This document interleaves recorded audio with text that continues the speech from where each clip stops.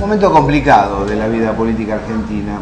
Vale la pena analizarlo a fondo para no caer en consignas fáciles, sencillas, que nos eviten pensar qué ha pasado, de dónde venimos, qué situación tenemos y cuáles son las perspectivas genuinas que existen a futuro. ¿Qué tal, Hugo Pressman? ¿Cómo estás? ¿Qué tal, Gabriel? ¿Cómo estás vos? Mirá quién nos acompaña hoy en el bar. Carlos Raimundi, diputado. ¿Cómo estás, Carlos? ¿Cómo están? Bueno, Hugo, Gabriel, gracias por permitirme acompañarlos en esta mesa de café. ¿Cómo andás? Bien. ¿Preocupado? Sí, pero sabíamos que íbamos a estar preocupados. No, digamos, preocupados sí, pero sorprendidos por estar preocupados, no. Yo no estamos, creo, esta es mi opinión y mi estado de ánimo, es preparado para estar preocupado. Preparado para estar preocupado. Para esto y para lo que venga. Porque se tocan intereses fuertes y cuando se tocan intereses fuertes pasan estas cosas y pueden pasar otras. ¿Hubo desprolijidades al tocar intereses fuertes? Porque digo, evidentemente hay un error conceptual que surge del mismo Estado, que es lo que después determina que fuerzas de provocación que están adentro del mismo Estado, estaban en la cúpula de la Gendarmería y de la Prefectura, aprovechen para contrastar las bases de esos sectores castrenses con el Estado Nacional, con el Gobierno Nacional. Me da la sensación que hay en el Estado Nacional una situación no demasiado clara a la hora de tomar determinaciones. Mira, desprolijidades cometo yo a veces cuando voy manejando el auto. Es cierto que no es comparable, ¿no? Pero yo creo que hay un proceso de reconstrucción del Estado, un Estado que viene destruyéndose hace muchos años. El otro día hablaba con Martín Sabatella sobre cómo encontró el AFCA la primera impresión, ¿no? Y entonces empiezan a contarte historias. Previamente había hablado con gente, por ejemplo, de la Secretaría de Agricultura. Y en los dos hay un común denominador. Hay una parte de la línea que está acostumbrada, casi ni siquiera lo plantearía desde el punto de vista ideológico, sino desde el punto de vista de la estructura mental, subordinado a cuestiones ideológicas, desde luego. Pero oficinas del Estado que antes de comunicarle una resolución al inmediato superior dentro del Estado, se lo comunicaban a los grupos privados. Es decir, un Estado completamente cooptado. Claro. Y en esto, desde luego, si vos te referís al decreto de Prefectura y Gendarmería, sin ninguna duda, no creo yo que un desfasaje tan grande de las liquidaciones de sueldo se deba exclusivamente a un error, digamos, sino que creo que hay una intencionalidad en el error, ¿no? Claro, estoy de acuerdo. Sí, pero se plantea, coincido con Carlos, que indudablemente era de esperar.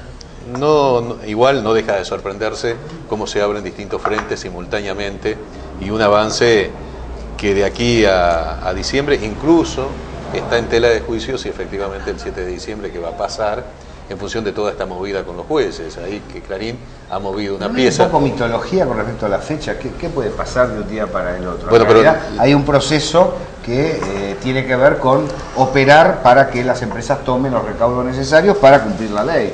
Claro, pero no es el propio gobierno el que ha fijado una divisoria de aguas el 7 de diciembre. Por eso a mí me preocupa que algo tiene que pasar, porque si vos anunciás que hay una divisoria de aguas el 7 de diciembre, si no pasa nada, en realidad es algo que está jugando en contra tuyo. En estos días se produce esta insurrección de estas dos armas, que por otro lado son las armas en las que más confiaba el gobierno.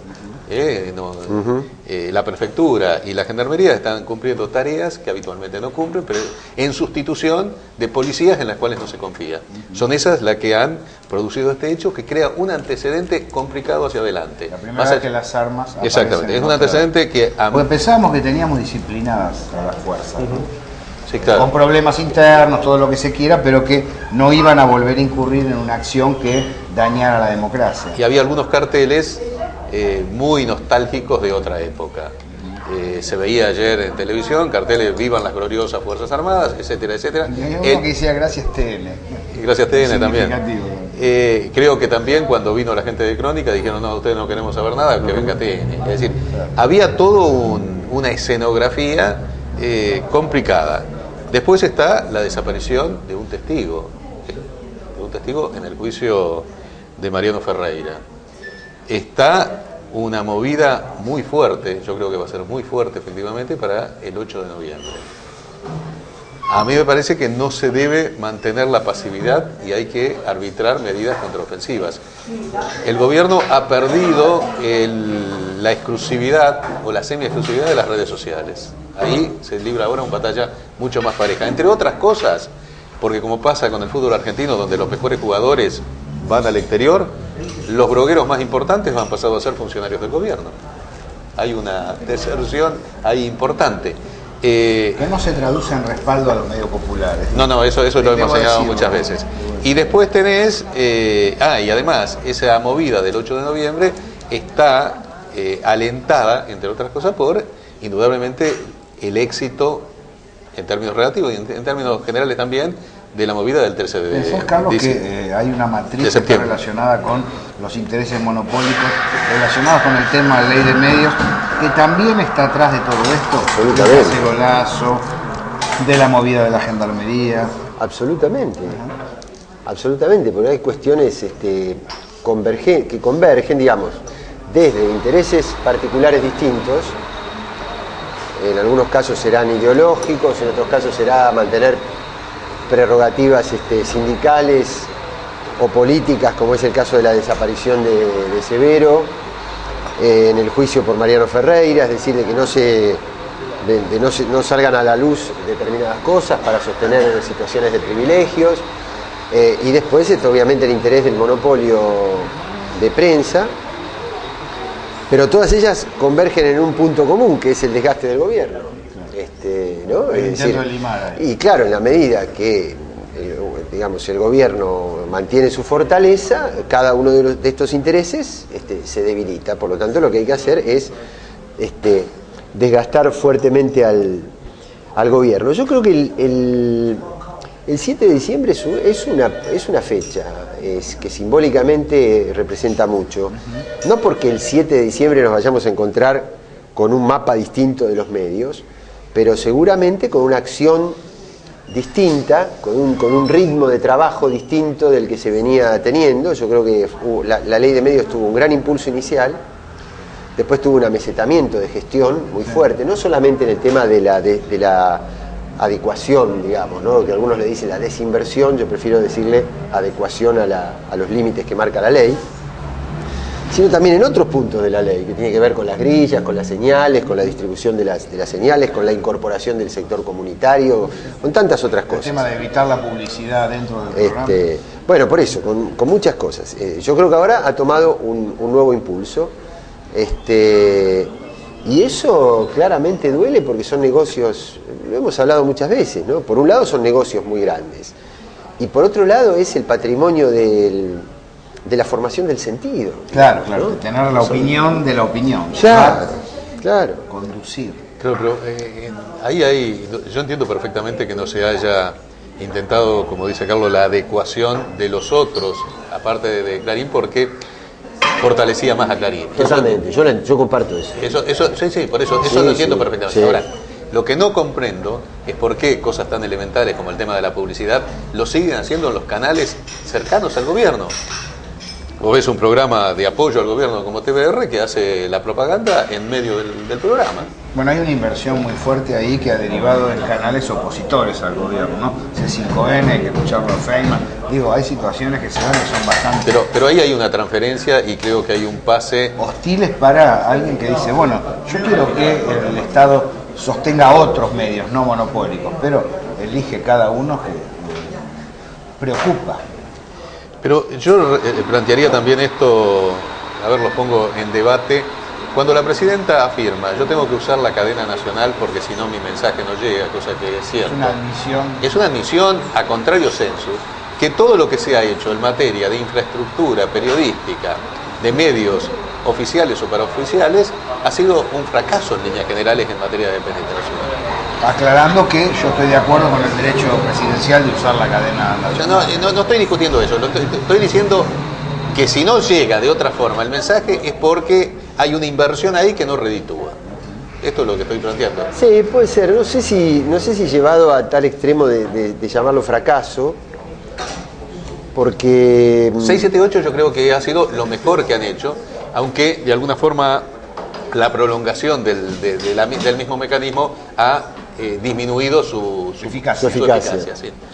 puede ser. No, yo me refería. Primero, ustedes son mucho más conocedores del tema específicamente que yo, pero yo creo que ha habido todo un proceso de digitalización, de transferencia social de ese salto tecnológico que es la digitalización, las licencias, no las licencias, los subsidios y los proyectos que ha financiado el Instituto de Cultura, el Instituto de Cine, la aparición natural de las radios comunitarias por la sola inercia, digamos, del debate. Entonces, diría, ha resultado insuficiente, no me animo a decirle fracaso. Sé, por lo que he conversado con Sabatella, digamos, compartimos la fuerza política, entonces más o menos me ha comentado algunas cosas. Entonces, cuando él le pregunta a la presidenta, tal vez sea una infidencia lo que digo, pero no, lo digo igual. Lo vamos a escuchar atentamente. No, digo, cuando él le pregunta, dice, bueno, ¿hay alguna, cómo podría decir, alguna línea directriz, digamos, para seguir en todo el trabajo de adecuación, el proceso de adecuación? Dice, sí, la ley. Claro. Cumplir, como diciendo, no tengo amigos, no importa, no hay prioridades, no hay privilegios, no hay excepciones, no hay nada. Hay que sentar a cada uno de los grupos, es decir, hay miles de adjudicatarios que tienen entre 1 y 2 licencias. Después hay 20, 22 grupos que se exceden y que cubren también una cantidad grande de licencias que se tienen que adecuar, y hay un grupo que tiene más de 300. Hay que hacer sentar a cada uno, decir, esto es lo que dice la ley en términos de territorio, de extensión de mercado, y hacer cumplir, ¿no? Cuando uno ve cuándo se toman esas determinaciones, uno se enorgullece también de ver un gobierno que cuando es golpeado salta hacia adelante, ¿no? Ha pasado con FJP, asignación universal, ley de medios. En estas circunstancias, sí, ¿saldrá algo semejante? ¿Hay un barajar y dar de nuevo con las fuerzas de seguridad? Porque el tema fuerzas de seguridad, por un lado está esta cuestión salarial, bien, podemos verla, entender. Ahora, además, es toda una cuestión. Claro. Mira, yo te digo porque por ahí esto sirve, Carlos, para, y bueno, sí, barajar y dar de nuevo en el tema fuerza de seguridad. Mira, ¿por qué no? Volviendo a lo que hablábamos al principio, si hubo un error, una desprolijidad, mira, tomemos 2 puntos de agenda de este año. La tragedia de la estación de Once, por ejemplo, puso en evidencia que había una mora importantísima en las políticas de transporte, claramente. Ahora, se tomó el toro por las astas, se reconoció eso y se cambió la política. Y la otra cuestión fundamental fue lo de YPF. Cuando la recuperación de YPF, además de lo simbólico, lo emblemático, todo lo épico, digamos, que representa para muchos, para todos nosotros, lo que estaba haciendo era implícitamente un reconocimiento del error que se había cometido en todo el proceso energético anterior. Entonces, yo digo 2 cosas. Me parece que hay un gobierno que tiene capacidad de mando, que tiene capacidad de rectificación, y que en esa capacidad de rectificación, si tiene que tocar intereses, los toca. Con esto no estoy diciendo ni somos perfectos ni no hay problemas. No estoy diciendo esto. Estoy diciendo, este es un gobierno que actúa con independencia, que puede tener cierta cuota de pragmatismo, porque sería muy difícil gobernar sin pragmatismo, pero que al mismo tiempo tiene una cuota de autonomía frente a los intereses y a las presiones superior a la de cualquier gobierno que yo haya visto desde que tengo uso de razón política. Digamos, seguramente si alguna vez lo tuve. Lo enaltecen los rivales que tienen, porque recibe golpes de zonas de la sociedad que automáticamente, aunque uno no esté de acuerdo con determinadas cosas, dice, yo me alineo acá para que no me golpeen esto. No, eso está claro, y yo suscribo lo que dice Carlos. Efectivamente es el gobierno con mayor capacidad de reacción y de enfrentamiento con sectores. Es cierto que también tiene, en los 2 casos que citó Carlos, un retraso muy fuerte. Nos ha costado un desbalanzamiento, un peso tan enorme en la balanza, en la cuenta corrientes, que nos ha llevado, por dos motivos. Primero, por la reactivación, que es el hecho positivo, por eso se necesita más energía. Pero por otro lado, el hecho que Repsol estaba vaciando, y no solamente Repsol, los pozos petrolíferos sin inversión, era un hecho sumamente conocido y se tardó demasiado tiempo con un costo elevado. En el caso de lo de Once y ahora de los subtes, yo no quiero pensar si hay una tragedia en el subte. Perdón, los subtes, si el gobierno de la ciudad se arroga el derecho a aumentar el precio del subte, que se haga cargo de administrar el subte. Eso estamos de acuerdo, pero hay una zona híbrida ahí en donde si se produce una situación... Todo lo que dijiste estoy de acuerdo, creo que hay ciclos diferentes. El tema de los subtes en particular, el Estado dijo, háganse cargo... Está bien, pero si se produce, ojalá que no se produzca, se ve, por ejemplo, yo tomo la línea A todos los días y tenés muchas formaciones que vienen con 2 y 3 va empeorando coches menos, sí. Claro. Si eso que es tan evidente, supongo que el sistema de mantenimiento también sufre un grado de deterioro con todo esto. Si se llegara a producir una tragedia como la del 11, a las víctimas no le interesa si es Macri o es el gobierno, ¿no? Estoy de acuerdo. El problema es intervenir ahora. Entonces, con relación al transporte, yo no pido que me solucionen el tema de los ferrocarriles ni el año que viene, pero hagamos un plan a 10 años en que dentro de 10 años tengamos ferrocarriles como un país como el nuestro debe tener. Sí. A esto me refiero. Sí, ese sería muchas deudas pendientes. Pero claro. Pero crea un grupo de gente especialista en trenes que se dedique a establecer dentro de 10 años, con qué inversiones todos los años, poder tener ferrocarriles en la Argentina. Yo creo que va a pasar eso, ¿eh? Es decir, vos fíjate, no sé si con la intensidad o como si que a uno le gustaría, pero no sé, nosotros soñamos con el tema de viviendas, por ejemplo, como industria de industrias. Yo sueño con el país recuperando la capacidad de fabricar locomotoras y rieles y durmientes. Vos sabés lo que sería en términos de cómo cambia el estado de ánimo de un país, de una masa crítica productiva fuerte, una población económicamente activa, donde vos tenés la jerarquía, los universitarios ocupando posiciones de diseño estratégico, los técnicos ocupando posiciones intermedias, los jóvenes menos calificados pero teniendo un trabajo en blanco. Yo sueño con eso. Crear una carrera de administración pública para que en la reforma del Estado, además del personal político, también pongas tipos capacitados para cumplir las tareas en el Estado. A pesar de la crisis internacional, ¿la industria argentina va a seguir creciendo?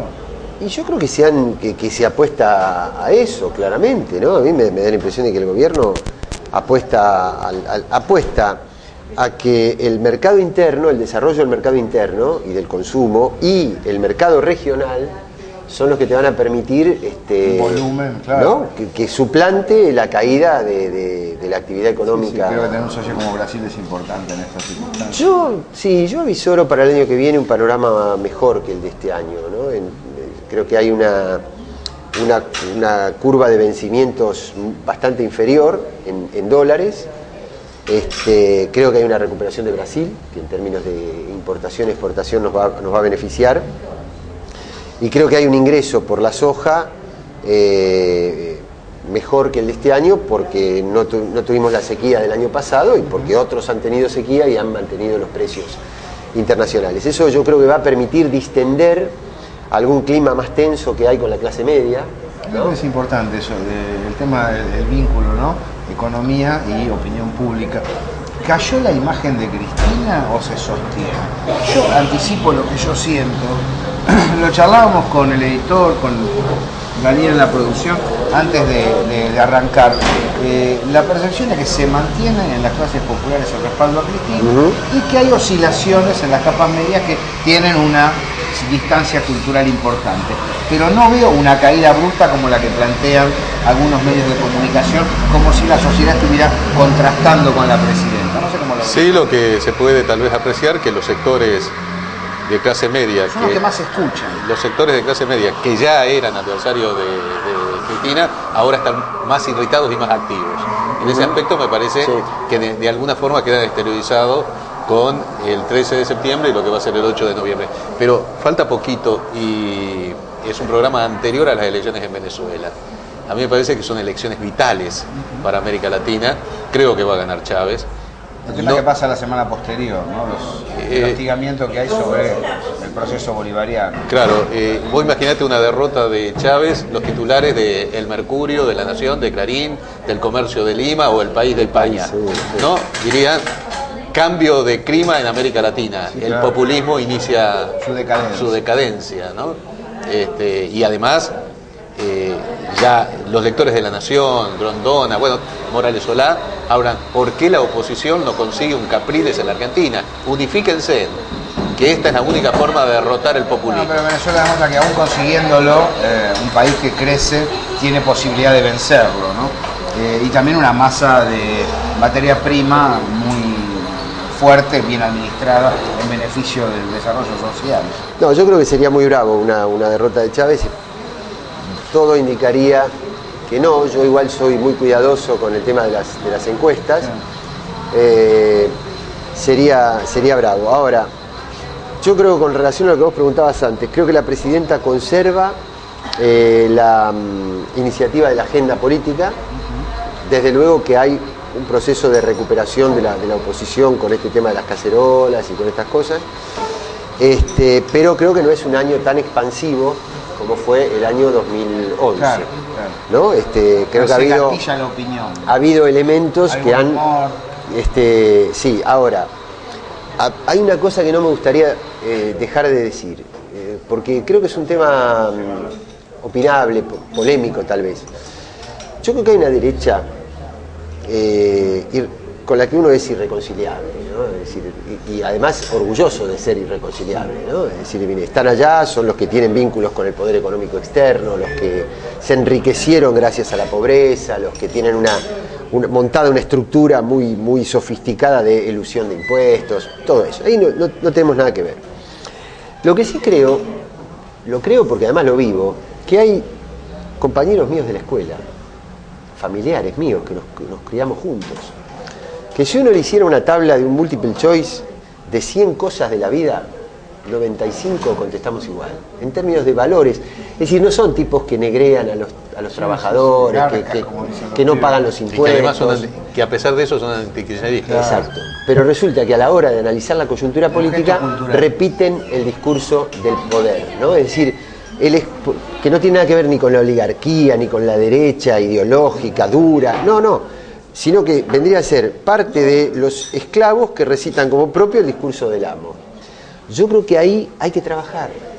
Yo creo que cuando uno tiene un Estado, cuando uno tiene el arsenal comunicacional, la cantidad de herramientas comunicacionales, formales, informales, etcétera, que tiene un Estado, y lo han logrado en algunas cosas. Cuando tuvieron que hablar de los subtes, se habló concretamente. Cuando tuvieron que hablar de Córdoba y la coparticipación, lo hablaron. Tenés este personaje Zamba, que dialoga con la historia, tenés los marcianitos de la deuda externa. Bueno, yo creo que ese nivel de convertir en consignas llanas, fáciles, accesibles, hay que tomarlo para la inflación, para los precios, para el dólar, para tantas otras cosas, donde yo creo que tendríamos que convencer a mucha gente que, lejos de ser medidas negativas para ellos, son medidas positivas para ellos y para el resto del país. Gracias, Hugo. Gracias a vos. Nos vemos la semana que viene. Ascendemos, Carlos. Totalmente. Graben este programa. Vamos por la 9ª, 8ª fecha del torneo de la B. Son 38, asciende Gimnasia. Saludo para toda la gente de La Plata que nos ve habitualmente, para los queridos amigos del Lobo. Carlos Raimundi, gracias. Gracias, Gabriel. Gracias, Hugo. Un gusto.